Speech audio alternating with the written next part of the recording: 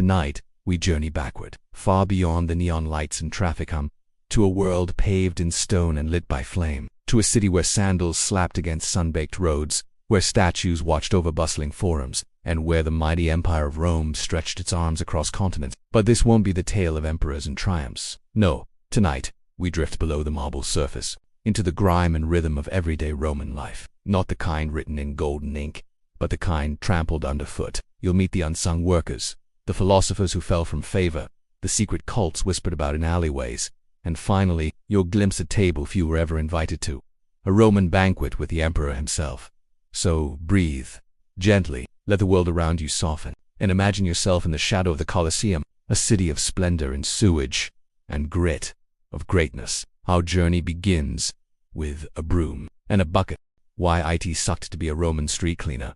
Imagine yourself waking before the sun, not in a villa, but in a cramped, dark room tucked behind a bakery. The air is still heavy with ash and sour yeast. You're one of the curators cloacarum, though most wouldn't call you that. They just call you the sweeper. You wrap a worn cloth around your feet. Shoes are a luxury you haven't owned in months. Outside, the cobblestones are slick with morning dew, and something else less pleasant. Your first stop, the Suburra district, a tangled maze of wooden tenements, where chamber pots empty overhead without warning. You carry a long-handled broom made from bundled reeds, a bucket, and a small hand rake for lifting the heavier things. And by heavier, you know exactly what that means. As you step onto the Via Tecta, your nose meets a familiar scent, sour wine, spoiled fish, and the faint sting of human waste.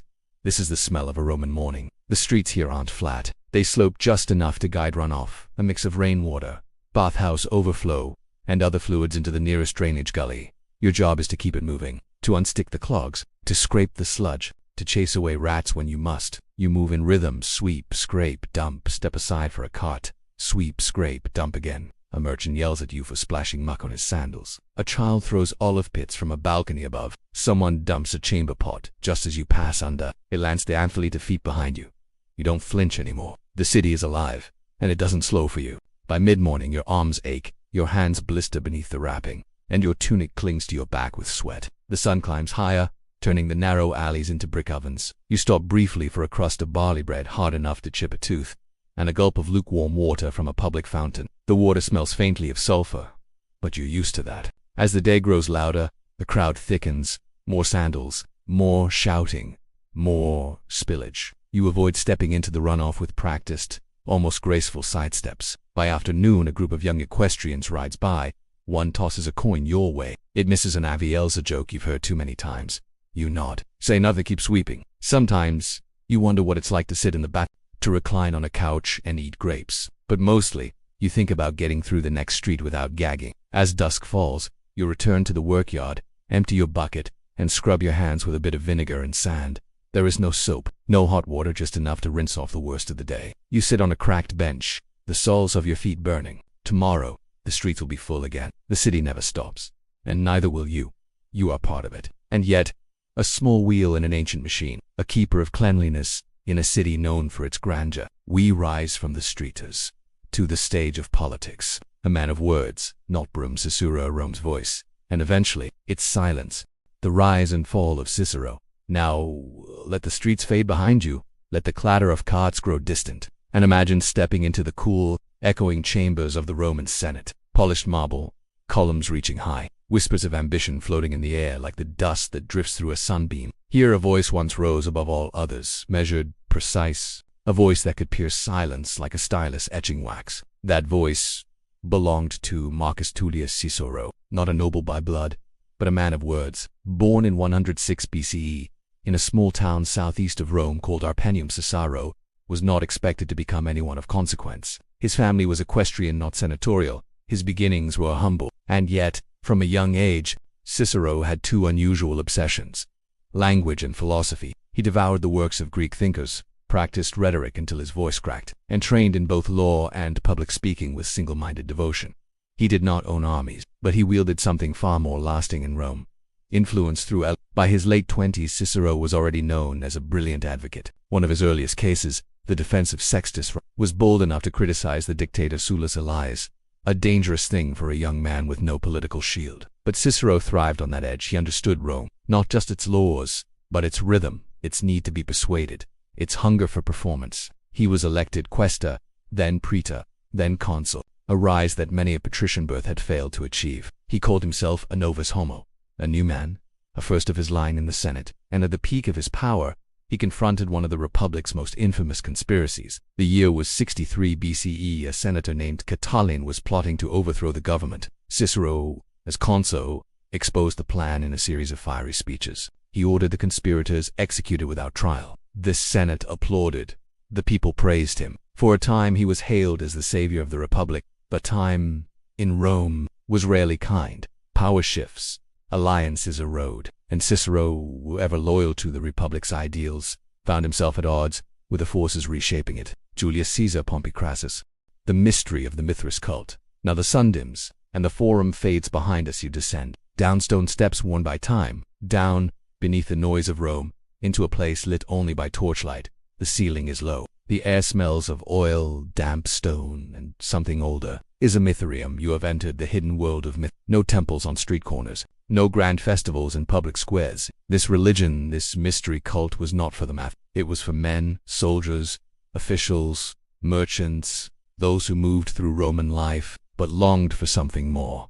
And so, they stepped into shadow. We know very little about Mithras, even today. He was a god of light, but worshipped in darkness. He came from the east, perhaps Persia, or maybe he was born from Rome's own hunger for mystery. What we do know comes from images, symbols, shrines buried beneath baths and in nearly every Mithraeum there is one image, always the same. Mithras, young, cloaked Phrygian cap on his head, plunging a dagger into a bull. The bull twists beneath him.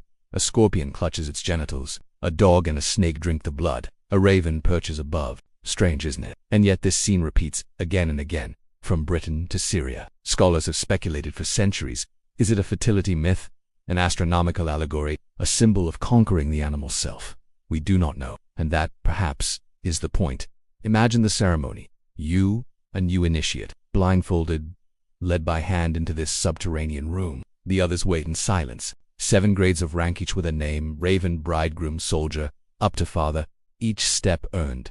Each ritual secret. You are seated on a stone bench that runs the length of the chamber. There is food on the table, bread, wine, fruit, but it is not yet time to eat. The presiding father chants in Latin.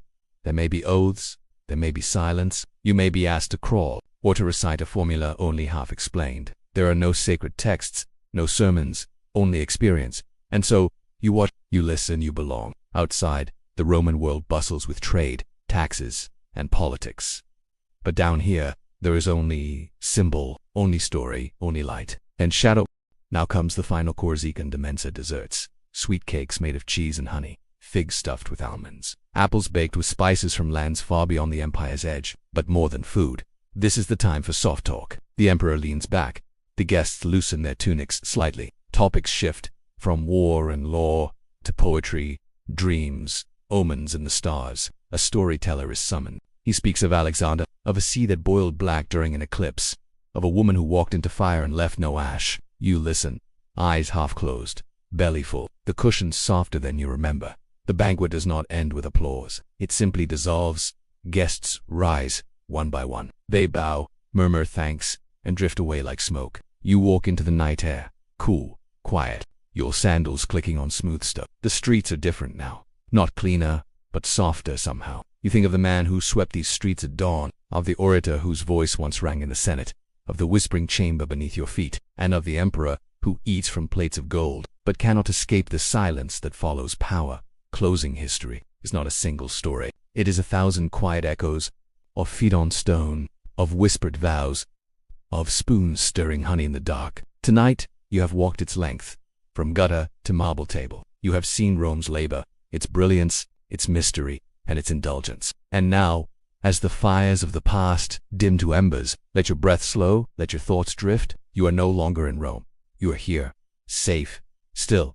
The empire sleeps. And so may you, good night. Continue to begin segment 4. Let the damp of the Mithraeum slip behind you. It is evening in Rome. The sky is violet and gold. The scent of citrus and roasted game drifts through the courtyards, and the marble floors of the imperial palace glow in candlelight. You have been summoned. You are no longer sweeping alleyways tonight, or sitting in secret sanctuaries. Tonight, you recline at the edge of power. You are a guest, perhaps a favored senator, perhaps a visiting dignitary, at a banquet hosted by the emperor himself. Imagine walking beneath carved archways, your sandals softened by woven mats. Slaves in tunics of fine linen offer bowls of perfumed water to rinse your hands. Musicians in the corner pluck soft notes from curved lyres. Their music doesn't demand attention. It simply fills the space, like the scent of burning myrrh. Honey-glazed dates, wheels of white cheese, the triclinium. The dining room is long and low. 3 couches form a U around a central table, heaped with olives and loaves still warm from the oven. Slowly, deliberately, you recline on your left elbow, a cushion behind your back, your right hand free to eat. The Romans did not sit at meals as we do. They lounged, as if conversation and consumption were inseparable. And here they were. The emperor enters without he does not wear a crown. Brooding, watchful. There are no trumpets, only the subtle hush that falls when power draws near. Perhaps it is Hadrian not to beg, with his neatly trimmed beard and taste for Greek poetry, or Domitian, or even Augustus. A quiet authority that requires no announcement. He nods to his guests. You bow your head, pine nuts, and fish sauce, but not too deeply. You are here to be noticed, now and then. Cold and briny, arranged on crushed ice. A servant approaches with the first course. Disengustacio's small dishes to awaken the palate. A salad of endives, quail eggs with vinegar and lovage. Oysters, you eat slowly. The emperor speaks. He asks questions polite. You answer carefully. Each word is a step on a tightrope. The next course arrives, prima mensa. Roasted duck glazed with pomegranate. Stuffed dormice, dusted with cinnamon and honey. A stew of lentils, leeks, and lamb, simmered in wine. Slaves pour chilled Falernian wine into your cup. You sip not too much. The emperor watches everything, even when he appears not to. The room glows gold. Lamps flicker. Laughter rises, then settles like dust on stone. This is not simply a meal. It is a display of wealth, of control, of performance. The cult of Mithras spread swiftly during the 2nd and 3rd centuries CE. It traveled with the legions, carried in the hearts of men who had seen too much of war and too little of peace. But then, as quickly as it rose, it vanished. When Christianity took root, the old mystery cults were swept away. Many Mithraea were sealed, forgotten, until centuries later, when archaeologists pried open the stone and found the bull still there, frozen in sacrifice. Today, the cult lives only in fragments, in statues, in carvings, in the questions it left behind. What did they believe? Why did they worship in silence? What did they see in that moment of torchlight and stone? We may never know. But as you sit here now, in your mind's quiet eye, you can feel it. The cool air, the flicker of flame, the murmur of something ancient echoing just beyond reach. And now, let us climb from the underground. Let the dust fall from our shoulders. Let us wash our hands and prepare for the final transformation. From labor to luxury, to the soft clinking of goblets. Next, dining with the emperor, a Roman banquet, a different kind of ritual, where food was art and power was plated in silver.